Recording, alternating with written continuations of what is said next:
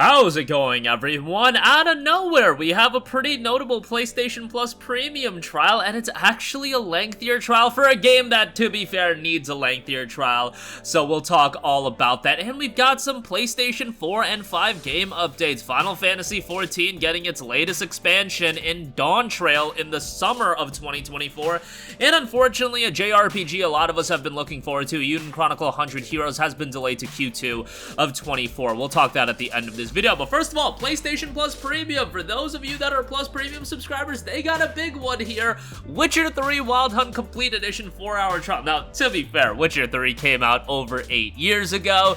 Do we need a trial for a game 8 years old? Maybe, maybe not, but Witcher 3 is one of the most iconic RPGs of all time, and hell, seeing a trial for this game I think is always going to be pretty notable. They actually got a trial for Cyberpunk 2077 as well, so nice of them to drop a Witcher 3 trial. Interesting that Cyberpunk gets the 5-hour trial, Witcher 3 gets the 4-hour trial. I don't know why that is.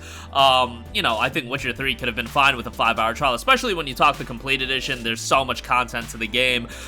Witcher 3 obviously has a great PlayStation 5 upgrade as well that also saw the game appreciate in price in terms of its discounted price. So back in the day, and I say back in the day when this is literally like, what, 9 months ago, Witcher 3 would go on sale, and it would go on sale for $9.99. Nowadays, that is not the case. Witcher 3 goes on sale, the complete edition, for $24.99. So you have to pay a premium if you don't own the game, but you know, that's why I always do recommend you to buy the games that, you know that are gonna get an upgrade, and notable games that are gonna get an upgrade, like a Fallout 4. Fallout 4 is gonna get an upgrade here in the near future, in this year, hopefully, and, you know, Game of the Year edition going on sale for $9.99 pretty regularly might not be a bad idea to buy it now, if you don't have it in your library. Witcher 3 is obviously a tremendous game, one of my favorite games of all time. I just think the game excels in so many areas. I think the gameplay is great. I think the narrative is great. I think the content is meaningful. Yeah, you'll get your frying pan missions here and there, but overall, the game has a lot of meaningful content, and it doesn't feel like it's overly bloated. When you have a colossal open-world RPG like this, the bloat is impossible to avoid, but you gotta do your best to avoid it as much as possible, and Witcher 3, I think, does a fairly good job at that. 4 hours is gonna give you a decent window into the game, but let's be real, like, 4 hours is still barely scratching the surface. Like, there's so much content in this game that 4 hours is gonna give you like a nice idea of what to expect, but in terms of understanding the depth of the gameplay, the story, again, it's really just scratching the surface, but it's still a nice PlayStation Plus Premium trial that is available right now, and again, they need to drop these high quality Plus Premium incentives, especially because a lot of you guys signed up for a year when Plus Premium and Extra launched back in July of 2022. Well, guess what? That year has come up, and now it is really, you know, it is imperative for Sony to showcase things that are going to keep people to re-up their subscription. You know, some people are just going to keep their subscription cycling, and I think that's why a subscription model to so many companies is so effective, because there is that aspect of, hey, it's only $12 a month, it's only $15 a month, it's only X dollars a year that translates to $10 a month, etc.,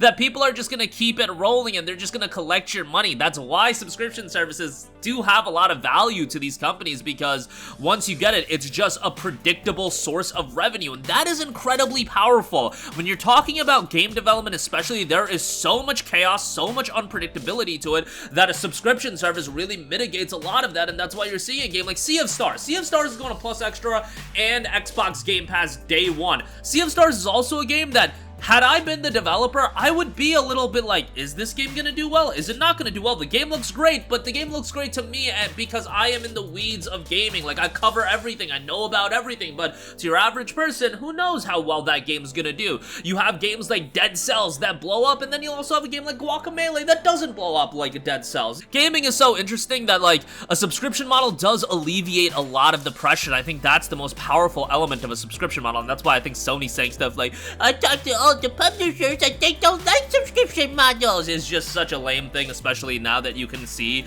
that they are investing a lot into Plus. Not as much as Game Pass, but they still are investing a lot. Nonetheless, I'm going on a little bit of a diatribe there. Witcher 3 Wild Hunt Complete Edition 4-hour trial. Check it out. I'm sure most of you have played Witcher 3, but it's still worthwhile to check out. Moving on from that, Final Fantasy XIV expansion Dawntrail and an Xbox Series version has been announced.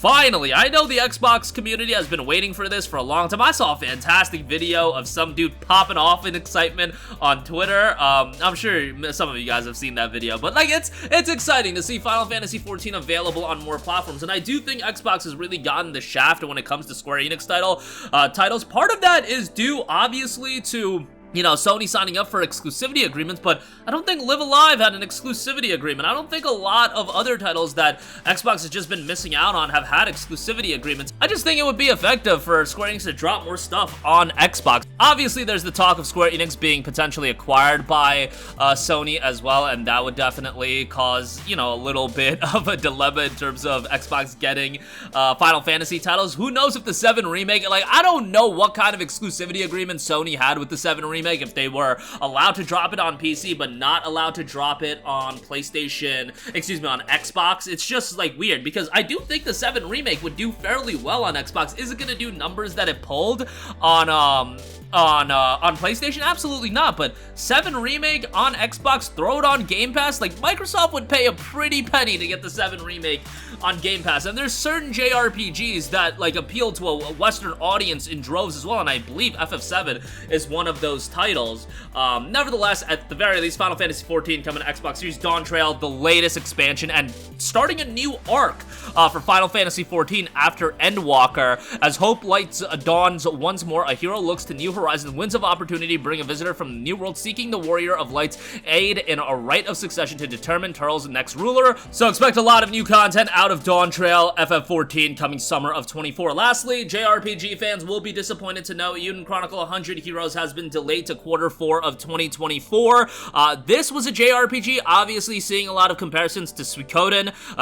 I don't even know how to pronounce it, to be perfectly honest, but nevertheless, I just know Suikoden 2 is was $100 and some on eBay for a long time. Eiyuden Chronicle 100 Hero was supported via crowdfunding, and it looks really good. We had the prequel game, and that was fairly decent. That was a side-scrolling action RPG. I thought it was pretty good. Unfortunately, the full game has been delayed until Q4. According to Rabbit and Bear Studios, the decision was made in order to ensure the best possible story and to reward the legion of Kickstarter backers with the best game experience possible. So it is what it is. If it's going to make the game better, that's fine. And honestly, if this game was gonna be coming out in fall of this year, man, no. Just delay it until Q2 2024. You're gonna avoid 8 billion games coming out, and you're gonna hopefully, deliver a better product when it does come out. So I think that's gonna be the best. This game's, by the way, also coming to Game Pass, so there you go with that. But that is gonna do it for me. Again, Witcher 3 Wild Hunt gets a PlayStation Plus premium trial. That is available 4-hour trial, and that FF14 expansion Dawntrail has been revealed, and Eiyuden Chronicle 100 Heroes has been delayed to Q2 of 2024. That'll do it for me. Sound off with all of your thoughts in the comments section down below. Thank you for watching, and goodbye.